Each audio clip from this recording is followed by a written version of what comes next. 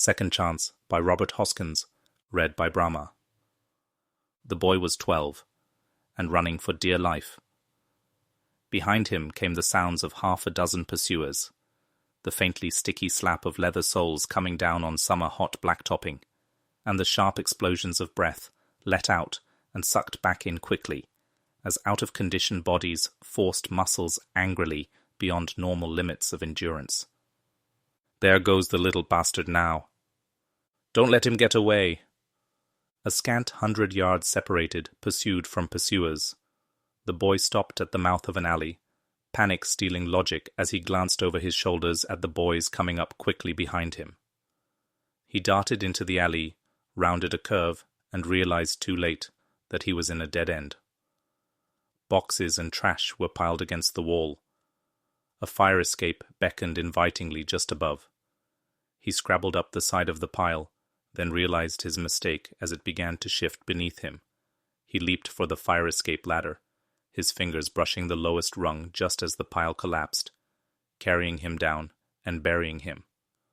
Where the hell is he? Hands started pulling at the pile, tearing away debris. The boy bit down on his lip and closed his eyes against the inevitable. Hey, here he is. They grabbed him and pulled him out. A palm slapped across his cheek, forcing his eyes open. Okay, you little sneak. What's the big idea? Why'd you rat to the principal? He shook his head. Come on, damn it. Talk. You were talking enough yesterday. Ah, you're wasting your breath. Come on, let's do what we came to do and get it over with. Okay, if that's the way you want it. Johnson winced as the first of the blows fell.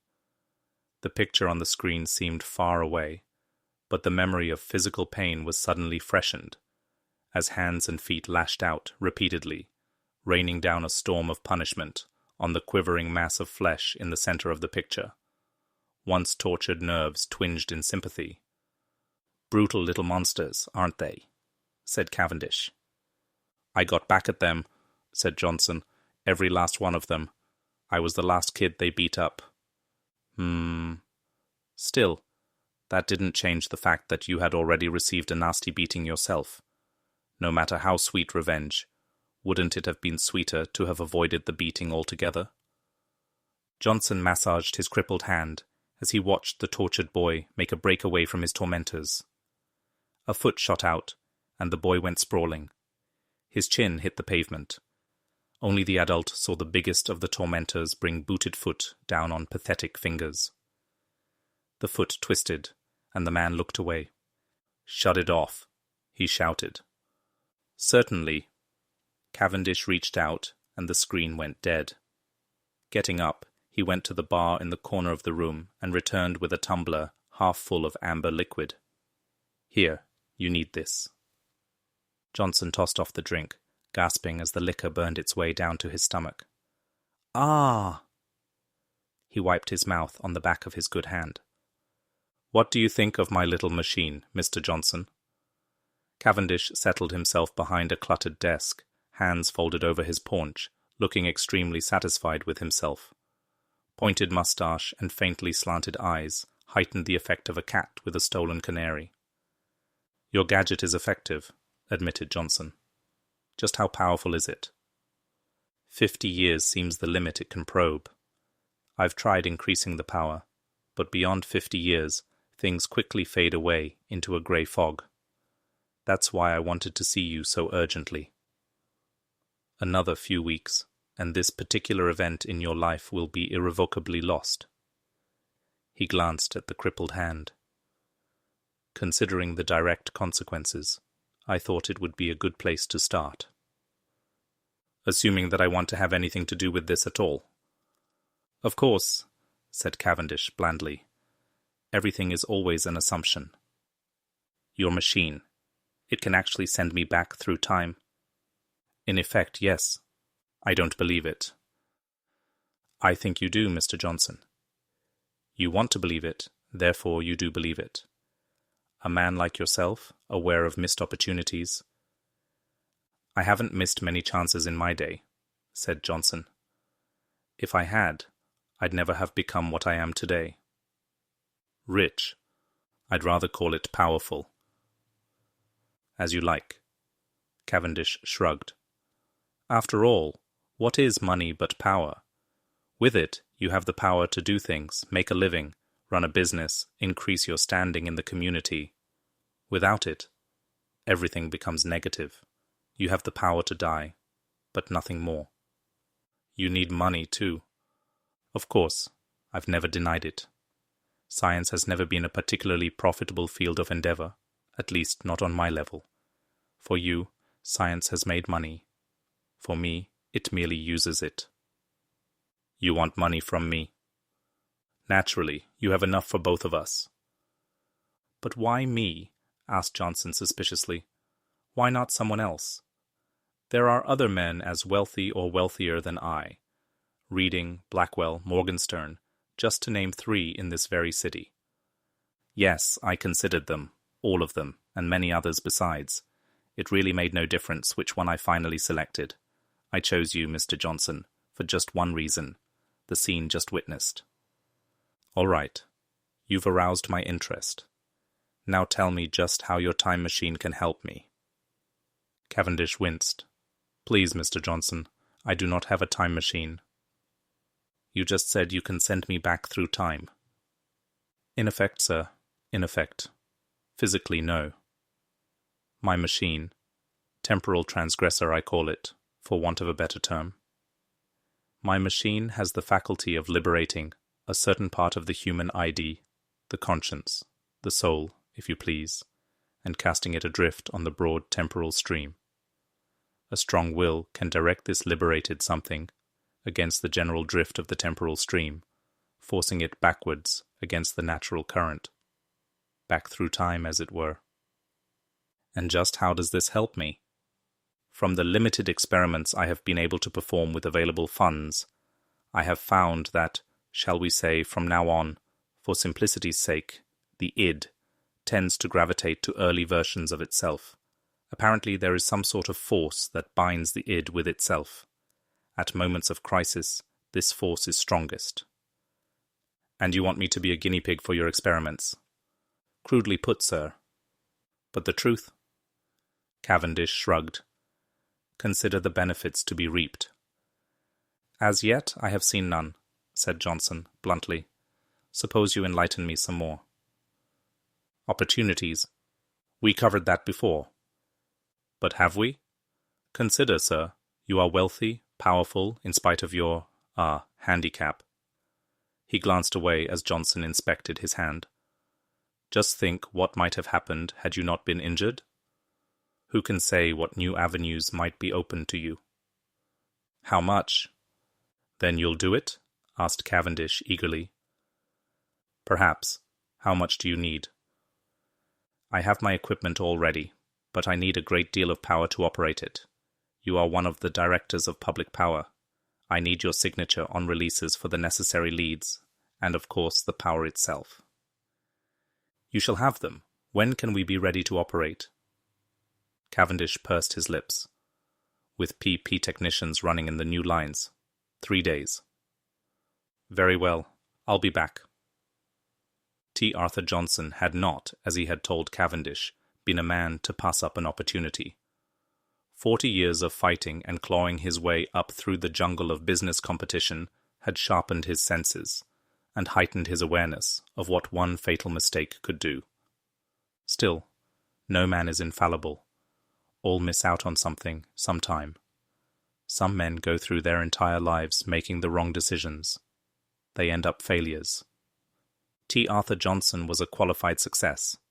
Qualified for, although successful he might be, as a man he was not happy. It is rarely that the two go hand in hand. Happiness and success often seem to be mutually exclusive goals.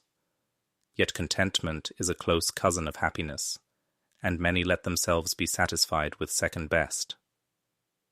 After checking with Cavendish to find out just how much time would have to be invested in the experiments, Johnson arranged his affairs into the hands of several trusted managers, trusted because they were owned, body and soul, by Johnson. On the morning of the 3rd day, As the last of the public power trucks was leaving the warehouse in which Cavendish had set up his laboratory, Johnson presented himself at the door. "Ah, Mr. Johnson." His eyes lit up. "Right on time. I suppose you are as anxious as I to get on with the experiments." "Time is valuable," said Johnson. "I don't believe in wasting it. Shall we get on with it?" "Of course." The lab seemed little changed from Johnson's earlier visit. An adjustable lounge chair had been set up near the screen. From it, lines ran into a panel of equipment that the industrialist found incomprehensible.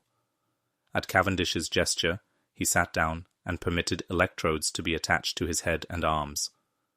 "Comfortable, sir?" "Quite." Cavendish adjusted switches. The screen came to life, showing the earlier scene with the youthful Johnson just beginning his dash into the alley. "We regress some 27 hours more," he said.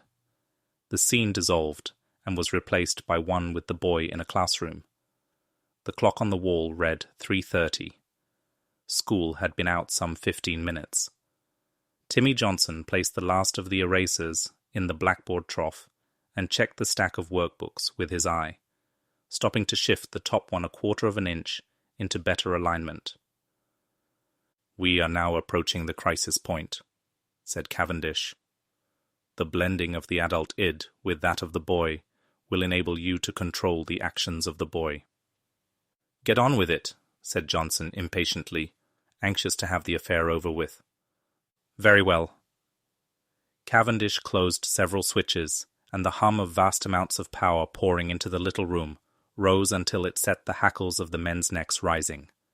Still it rose, until Cavendish closed one final switch. "All done, Mrs. Taylor." "Thank you, Timmy."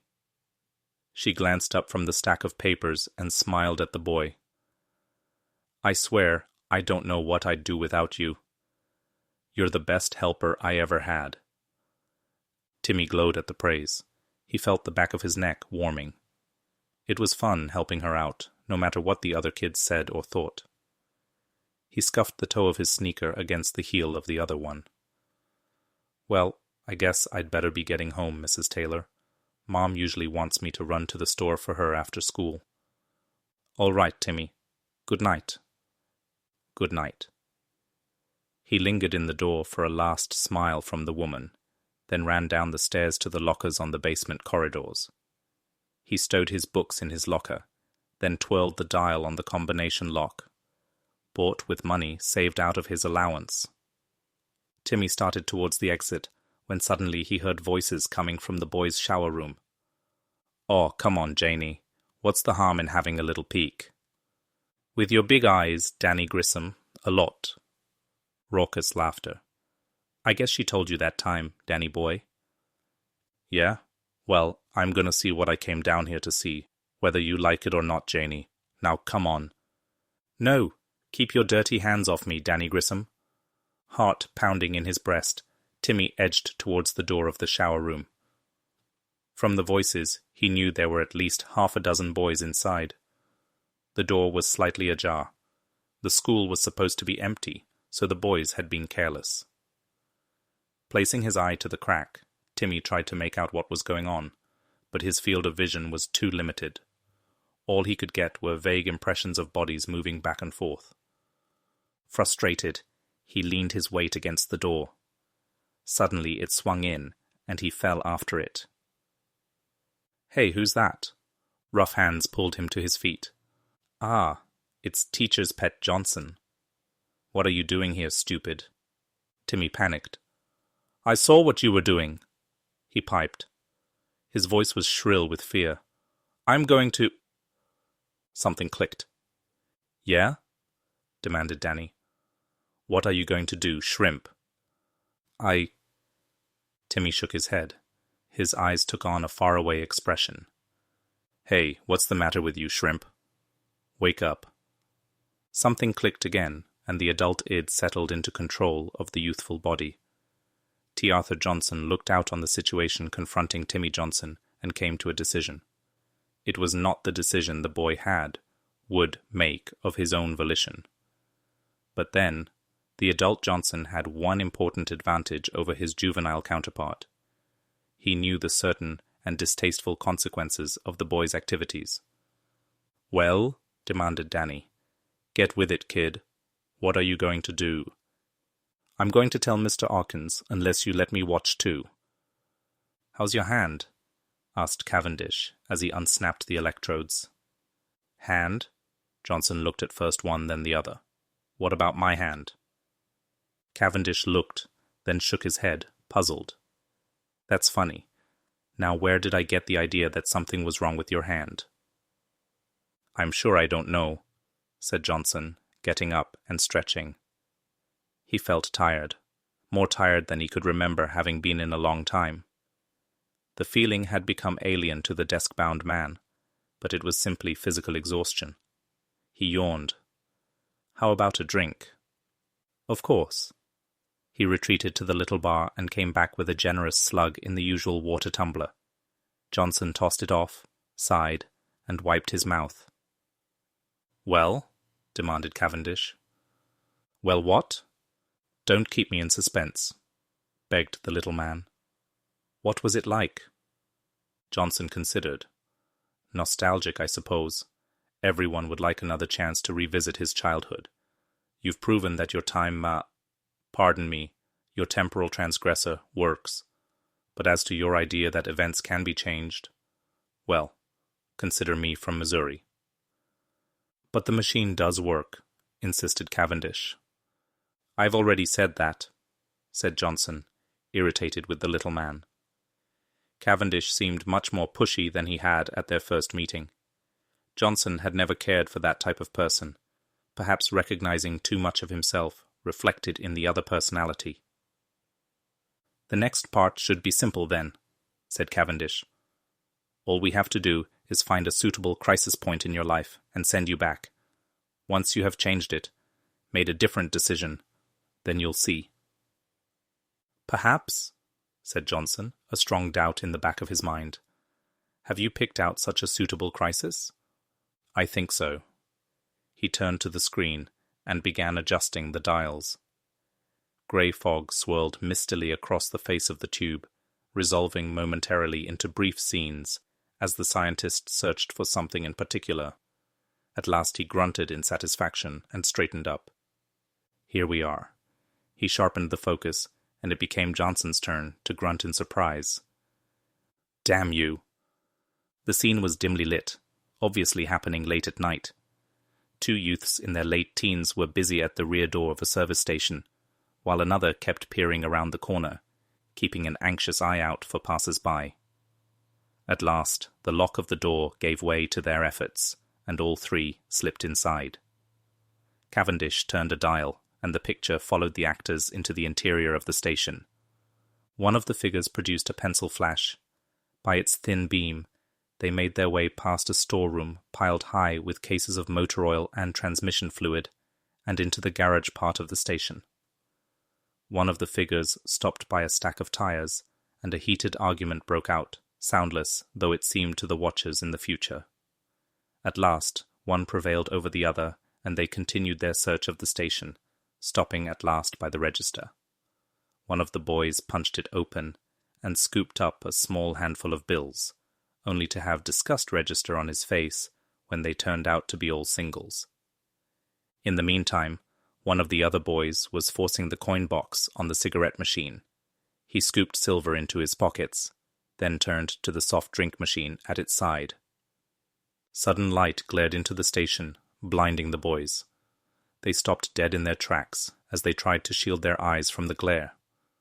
Then, panic-stricken, they broke for the rear and the door they had forced to gain entrance.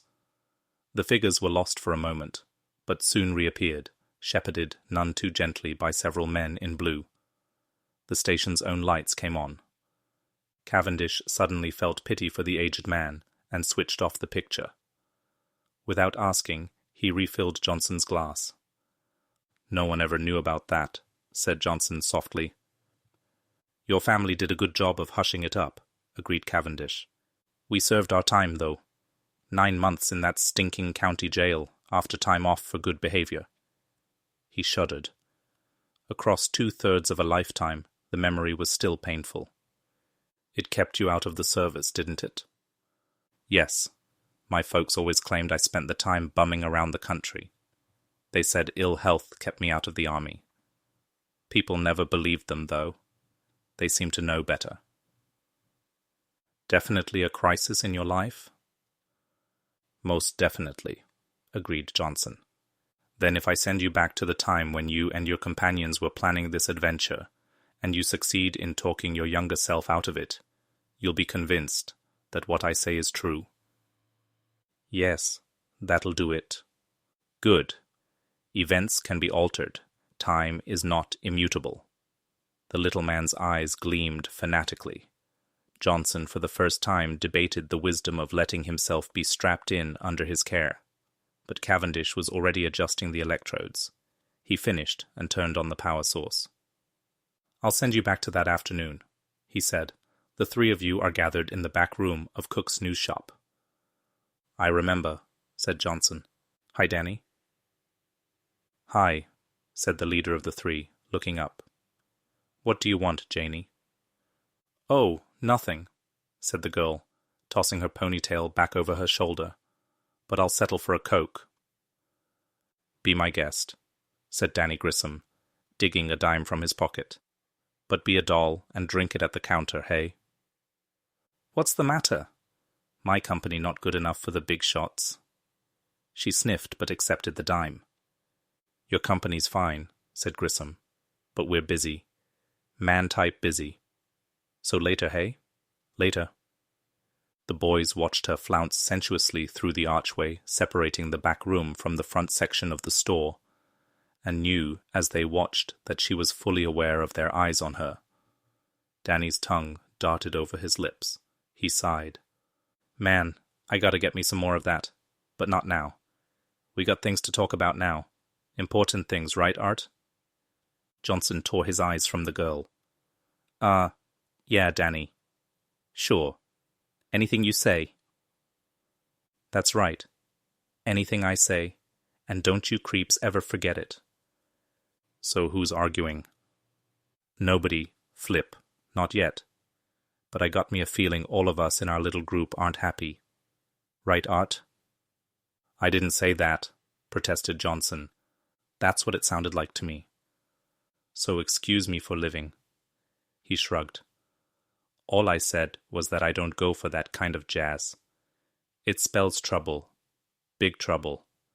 C-O-P trouble. Ah, you're a real nervous Nelly, Art. I tell you, this place is a lead pipe cinch. He leaves the money in a register my baby brother could walk off with, and the lock on that back door is made out of bubble gum. Now, all we got to do is wait till about midnight, after the patrol car swings through. It doesn't come back again for 40 minutes, and that's more than enough time for what we want to do. What do you say? I don't like it. You don't have to like it. Just do it. Now, what do you say? Well, okay. Good. Danny settled back and slapped the table. It's settled then. Flip picks us up here at 11:30, and we drive over to Blandina and park behind the billboard on the vacant lot the next block down. Now don't either one of you creeps go fouling up this deal. What's to foul? Said Flip. Yeah, you're right. What's to foul? He slapped the table again. Hey, who wants a Coke? I'll buy. He leaned around the corner of the booth and whistled. Hey, Janie. Fun time. Tell Sandy to fix us 3 Cokes and come on out and join the party. Art Johnson rounded the corner and approached the Coke shop, hands sweaty, in anticipation of what was going to happen within the next hour. He wished there was some way for him to back out of the situation and still manage to save face, but it was too late. The pattern was set, and events would ride out to their inevitable climax. Then, something clicked. The youth paused in mid-stride and nearly stumbled. His eyes took on a faraway look. A boy and girl came out of the shop arm in arm and nearly walked into him. Hey, stupid! Watch where you're going. Sorry, he muttered, shaking his head. Some people, said the boy, live in a fog. The girl giggled. and Art pushed his way into the packed interior of the shop. "Hey, man." Danny was holding a booth open. Art pushed his way through the crowd and slid in beside him. "You're late," said Danny. "What happened?" The old lady stayed up to watch the 11 o'clock news. I had to wait until she was in bed. "Well, it's a good thing you made it. We were about ready to take off without you. Come on, Flip, let's move out." "Just a minute, Danny." "Yeah?" The boy paused, half risen out of his seat.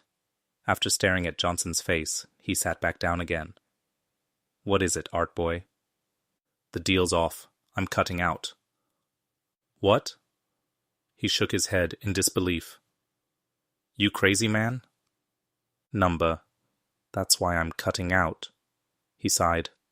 "I didn't like this deal from the word go. You knew that?" "Yeah, but I never thought you'd go chicken on us, Art Boy. Not on old Danny. That's me, remember? Danny Grissom. What I say, goes. Anything I say goes. Right, Flip?" "Right, Danny." "Right, Art Boy." "Not right, Danny," said Johnson softly. "You mean it. You really mean it." He shook his head, sadly. "What's the world coming to?" "No good end, most likely," said Johnson, "but I don't intend to mess myself up any sooner than I absolutely have to." "I don't know." Danny shook his head again. "You don't talk like the same Art Boy I know.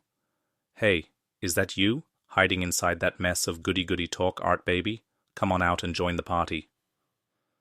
"No go, Danny." Johnson shook his head. "If I'm not the same Art Boy, it's because I finally woke up." "How did it go?" asked Cavendish, as he unclipped the electrodes. "Go?" Johnson shrugged, then stretched and yawned widely. "I guess it went all right. I haven't seen Danny or Flip for 40 years. Wonder whatever happened to them." "Ended up in jail, most likely." "But what about the crisis? Did you succeed in avoiding it?" "Crisis?" Johnson peered at him through narrowed lids. "Are you daft, man? What crisis could there possibly be in a bunch of kids getting together in a corner sweet shop?" "But," Cavendish shook his head, "things did change." "What changed?" "Name me one concrete thing that's different than it used to be." He shook his head. "I can't." "Of course you can't. And for the very simple reason that nothing did change. I'm still the same man I always was. And you'd better start coming up with some concrete benefits from this gadget of yours. You know I put myself into hock to raise the money you needed. I told my wife I was adding another franchise to my line.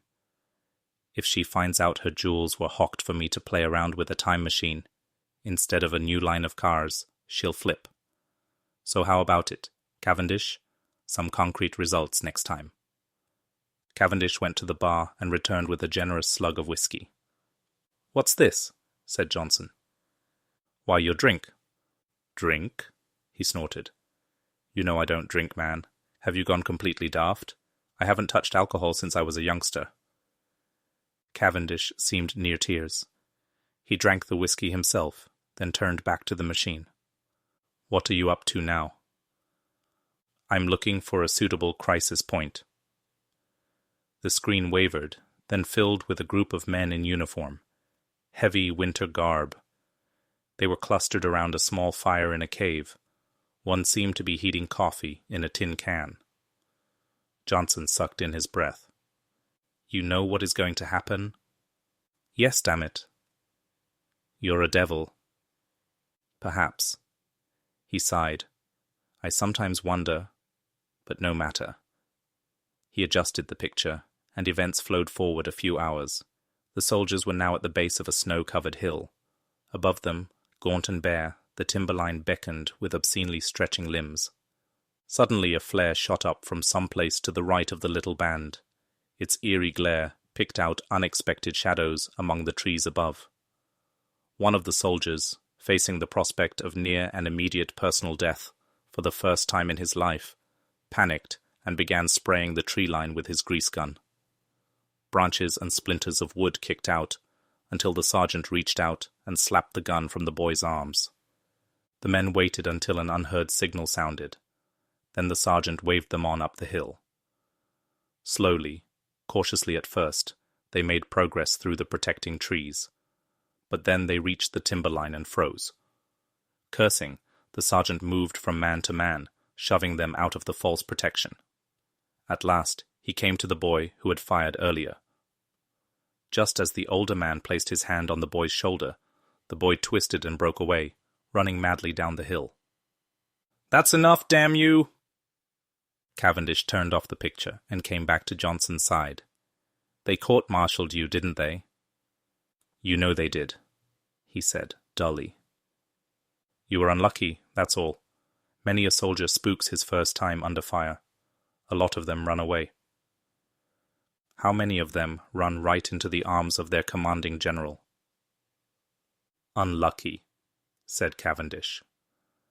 "They kicked me out," said Johnson bitterly. "A dishonorable discharge.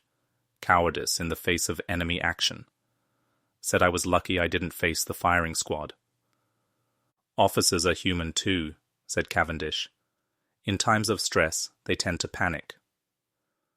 "They were making an example of me," said Johnson. He laughed, a humorless sound that grated on the ears. "Some example. It took me 20 years to live it down. But people do forget eventually. Not all of them. Shall we get on with it?" "Of course, man. This is what I have been waiting for." His words were sharp and impatient. "Hey, Art. Got a butt?" "Yeah, sure." Art Johnson scrabbled around inside his jacket and came out with a crumpled pack of cigarettes.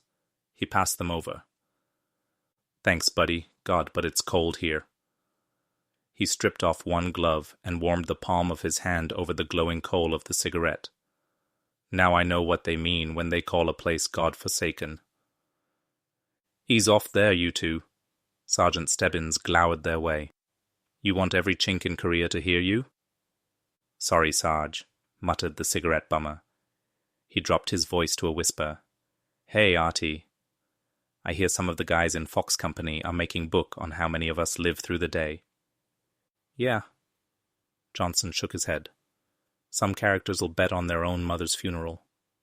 "Or their own." The boy giggled. "Wouldn't it be funny if the winners couldn't collect because they were all dead?" "A real scream," said Johnson sourly. "Look, let's change the subject, huh?" The boy shrugged. "Sure, Art. Anything you say." They lapsed into silence, and Art Johnson considered the improbable amount of circumstances that had brought him to the base of this numbered but nameless hill half across the world from home. There was nothing of home here, and he felt the lack mightily. There was a very good chance that before another few hours had passed, he would be dead, and then he would never see home again. He shivered. The thought frightened him. He didn't want to die.